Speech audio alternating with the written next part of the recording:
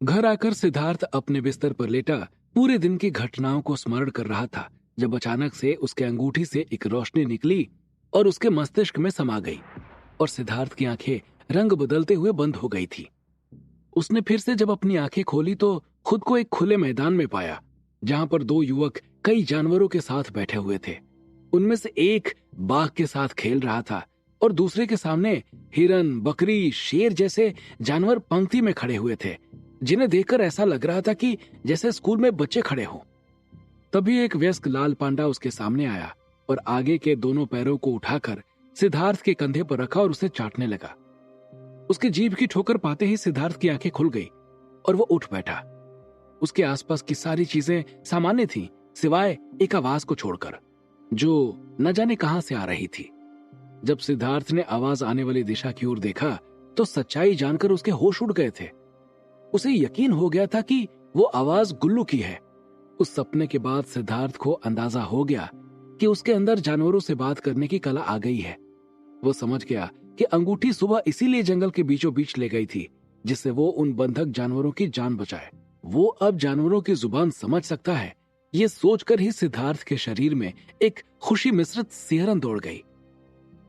उधर देवयानी आकाशगंगा के मिराक ग्रह पर भी कोई उसके अंदर इस कला के विकसित हो जाने पर बहुत ही ज्यादा प्रसन्न था।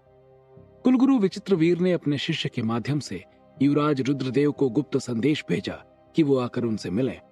आधी रात बीत जाने के बाद युवराज रुद्रदेव कुलगुरु विचित्रवीर के आश्रम में मौजूद थे।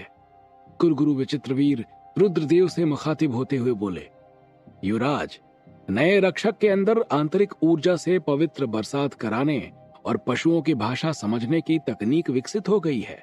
देवयानी को उसके पास जल्द से जल्द पहुंचना होगा, जिससे वो उसे कुछ कठिन कलाओं का अभ्यास करा सके और उसे यहाँ ला सके। युवराज रुद्रदेव के चेहरे पर मुस्कान फैल गई, लेकिन उन्होंने कौतूहल से कुलगुरु की ओर देखा और बोले, गुरुदेव, क्षमा करें, लेकिन मेरे मन में एक बात उठ रही है। अगर आपकी आज्ञा हो तो मैं आपसे उसका निवारण करना चाहूंगा। कहते हुए युवराज रुद्रदेव की आवाज में एक उत्सुकता थी। पूछिए युवराज, कुलगुरु ने उन्हें देखते हुए जवाब दिया। गुरुदेव, अगर आपको ये पता चल जा रहा है कि नए रक्षक के अंदर कौन कौन सी कला विकसित हो रही है, लेकिन आप नए रक्षक के निश्चित स्थान का पता नहीं लगा पा रहे हैं, इसके पीछे का क्या कारण है? युवराज रुद्रदेव ने शंका भरी आवाज में कुलगुरु की ओर देखते हुए सवाल किया। हालांकि उन्हें कुलगुरु के ऊपर कोई शक नहीं था, लेकिन वो इसके पीछे का राज जानने के लिए उत्सुक हो रहे थे। रक्षक के अंदर चौथी कला विकसित होते ही आपकी इस शंका का निवारण अवश्य किया जाएगा युवराज। तब तक आप प्रतीक्षा कीजिए और अब महल की ओर प्रस्थान कीजिए। कुलगुरु ने युवराज रुद्रदेव को आदेश दिया और स्वयं साधना के लिए आश्रम के अंदर चले गए। जानवरों से बात करने की कला विकसित होने के बाद सिद्धार्थ के कान बज रहे थे। उसे हर तरफ से शोर सा महसूस हो रहा था। उसने अपना ध्यान केंद्रित करना शुरू किया और शोर धीरे धीरे कम होता चला गया। उसे लगा जैसे गुल्लू उसे कह रहा हो कि अब सो जाओ, सुबह हम घूमने चलते हैं। सिद्धार्थ ने उसकी ओर मुस्कुरा के देखा और फिर सोने के लिए अपनी आंखें बंद कर ली। भोर होने लगी थी। पहाड़ की मंद सुगंधित हवा आसपास के वातावरण को महका रही थी। उसमें पक्षियों के चहचहाना उसे और भी खुशनुमा कर रहा था। सिद्धार्थ को ऐसा लगा कि जैसे उसे कोई जगा रहा हो। वो आवाज ना तो उसके पिता महेश की थी और ना ही मां निर्मला की। जब सिद्धार्थ ने आंखें खोली तो देखा गुल्लू उसके सिरहाने पर बैठा था और उसे उठने को कह रहा था। अगर तुम्हारी बात मुझे समझ में आने लगी है तो इसका मतलब यह नहीं कि तुम सुबह सुबह मेरी नींद खराब करो। सिद्धार्थ ने उसकी ओर आंखें तरेरते हुए कहा, इसीलिए तुम इंसानों का जीवन इतना कम हो गया है। सुबह की हवा का आनंद लेने के बजाय भैंस की तरह बिस्तर में पड़े रहते हो। सिद्धार्थ गुल्लू के मुंह से निकले हुए ये शब्द साफ साफ सुन पा रहा था। सिद्धार्थ हंसने लगा कि एक लाल पांडा, जो कि अपने आलसी जीवन के लिए मशहूर होता है, उसे सुबह उठने के बारे में ज्ञान दे रहा है। लेकिन उसने उसकी बात को थोड़ा गंभीरता से लिया और उठ गया। बाहर निकलकर देखा तो उसके माता पिता अभी तक सो रहे थे। बाहर अभी इतना उजाला नहीं हुआ था, इसलिए उसने गुल्लू से कहा, अभी थोड़ी देर बाद चलते हैं, तब तक तुम अपने बारे में बताओ। गुल्लू अपने जन्म से लेकर शिकारियों द्वारा पकड़े जाने की कहानी सिद्धार्थ को सुनाने लगा। इधर गुल्लू अपनी कहानी सुना रहा था उधर सुबह धीरे धीरे जवान हो रही थी। सूरज पहाड़ों की ओर से बाहर आ चुका था। सिद्धार्थ ने गुल्लू की जब दर्द भरी कहानी सुनी तो उसकी आंखें भर आई। निर्मला जब कमरे के अंदर घुसी तो उसने सिद्धार्थ को पागलों की तरह गुल्लू से बात करते हुए पाया। उसने तुरंत देवी माँ का सुमिरन किया और उनसे प्रार्थना की कि वो सिद्धार्थ को ठीक रखे, क्योंकि अब उन्हें सिद्धार्थ के मानसिक स्वास्थ्य पर शक होने लगा था। कुछ देर बाद सिद्धार्थ गुल्लू को लेकर पहाड़ों के ऊपर मशरूम काटने चला गया। जब वो मशरूम काटने में व्यस्त था तभी उसके कानों में गुल्लू की आवाज पड़ी, जो कि चीखने जैसी थी। उसे लगा शायद गुल्लू के ऊपर कोई खतरा आ गया और वो तुरंत उस आवाज की ओर दौड़ा। उसने वहां जाकर देखा तो गुल्लू एक पत्थर के सामने बैठा उसे अपने पंजों से कुरेद रहा था और चीख रहा था। सिद्धार्थ को गुल्लू की ये हरकत समझ नहीं आई और वो दौड़कर उसके पास गया और पूछा, ये क्या कर रहे हो? नाखून टूट जाएंगे तुम्हारे। लेकिन गुल्लू को तो सिद्धार्थ के बोलने का कोई फर्क ही नहीं पड़ा और वो कूदते हुए बोला, इसके पीछे कुछ है। गुल्लू ने पंजों से उस पत्थर को कुरेदना जारी रखा था। गुल्लू के इतना कहने पर सिद्धार्थ ने जब वो पत्थर उठाकर किनारे रखा तो देखा वहां कुछ भी नहीं था। पूरी जमीन समतल थी। वहां किसी भी प्रकार की कोई ऐसी चीज नजर नहीं आ रही थी जो उस जमीन को बाकी के जमीनों से अलग कर रही हो। जब उसे वहां कुछ नहीं दिखा तो उसने गुल्लू को हाथ में उठाया और वहां से अपने मशरूम काटने की जगह की ओर चल पड़ा। गुल्लू लगातार चीखे जा रहा था, वहां कुछ है, वहां कुछ है। लेकिन सिद्धार्थ ने उसकी बात पर कोई ध्यान नहीं दिया।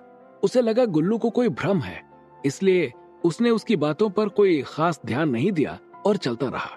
वहां पहुंचकर जैसे ही सिद्धार्थ ने गुल्लू को जमीन पर बिठाया, वो फिर तेज रफ्तार से उसी पत्थर की तरफ भागा और वहां जाकर उस जमीन के ऊपर कूदने लगा। सिद्धार्थ को थोड़ा सा शक हुआ कि शायद गुल्लू सही कह रहा हो और इस जमीन के नीचे सचमुच कुछ हो, तो उसने अपना मशरूम काटने वाला फावड़ा उठाया और लाकर खोदना शुरू कर दिया। जैसे ही उसने थोड़ी सी खुदाई की थी कि अचानक से वहां जमीन दरकी और उनके पैरों के नीचे एक बड़ा सा छेद बन गया और दोनों उसी में गिरने लगे। दोनों लगातार गिरते जा रहे थे और साथ साथ चीख भी रहे थे। कुछ देर बाद वो एक सख्त जमीन पर धड़ाम से जा गिरे। सिद्धार्थ पीठ पकड़े हुए उठ खड़ा हुआ। वहां चारों ओर अंधेरा बिखरा हुआ था। सिद्धार्थ को लगा कि कहीं इतना ऊपर से गिरने पर वो अंधा तो नहीं हो गया। उसने तुरंत जेब से फोन निकाला और उसकी फ्लैश लाइट जलाई तो देखा कि सामने गुल्लू अपनी गोल गोल आंखें लिए हुए उसे देखे जा रहा था। सिद्धार्थ ने उसे खा जाने वाली नजरों से देखा। इस पर गुल्लू ने सफाई देते हुए कहा, भाई मैंने पहले ही कहा था इसके नीचे कुछ है। अब इंसान तुम हो कि मैं? तुम्हें खुद सोचना चाहिए था कि कहीं इसके नीचे गड्ढा वड्ढा तो नहीं है। और हंसना शुरू कर दिया। उसकी बातें सुनकर सिद्धार्थ को गुस्सा आ गया, लेकिन सिद्धार्थ ने उससे कुछ कहा नहीं और मुस्कुराकर आगे बढ़ने लगा। दोनों मोबाइल की रोशनी में आगे बढ़ते जा रहे थे। चारों तरफ अंधेरा था। वहां किसी भी सजीव चीज का नामो निशान नहीं था। सिद्धार्थ अनुमान लगा रहा था कि इस गुफा जैसी दिखने वाली जगह पे शायद वर्षों से कोई आया नहीं है।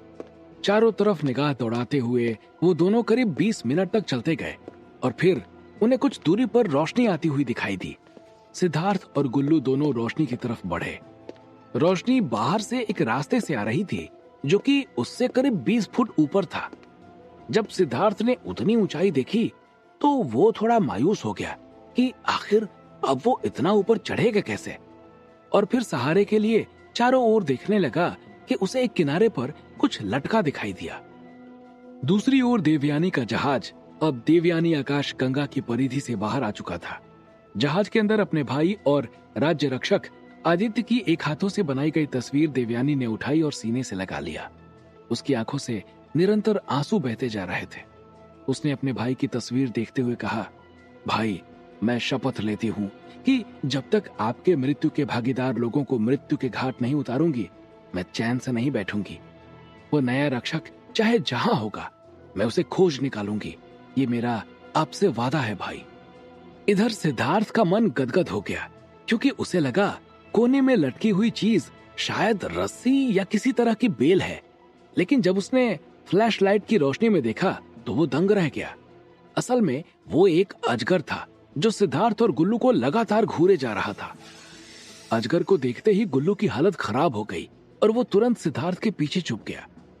डर तो सिद्धार्थ को भी लग रहा था, लेकिन उसने अपनी जानवरों से बात करने की कला का इस्तेमाल करते हुए कहा, भाई, मैं अपने इस मूर्ख दोस्त की वजह से यहाँ नीचे गिर गया हूँ। कृपया मेरी ऊपर तक पहुंचने में मदद करो। आपके सहारे के बिना मैं ऊपर नहीं चढ़ पाऊंगा। जब अजगर ने सिद्धार्थ की बात सुनी तो वो भी दंग रह गया कि आखिर एक इंसान की बात उसे समझ में कैसे आ सकती है। वो आंखें चौड़ी करके सिद्धार्थ को देखते हुए बोला, क्या तुम मेरी बात सुन सकते हो? सिद्धार्थ ने हामी भरते हुए सिर हिलाया। सिद्धार्थ के हामी भरने पर अजगर ने सिद्धार्थ की ओर देखते हुए कहा, ऊपर मेरा आधा शरीर किसी झाड़ी में फंसा हुआ है। अगर वो निकालने में मेरी मदद करो तो मैं तुम्हारी ऊपर चढ़ने में मदद कर सकता हूँ।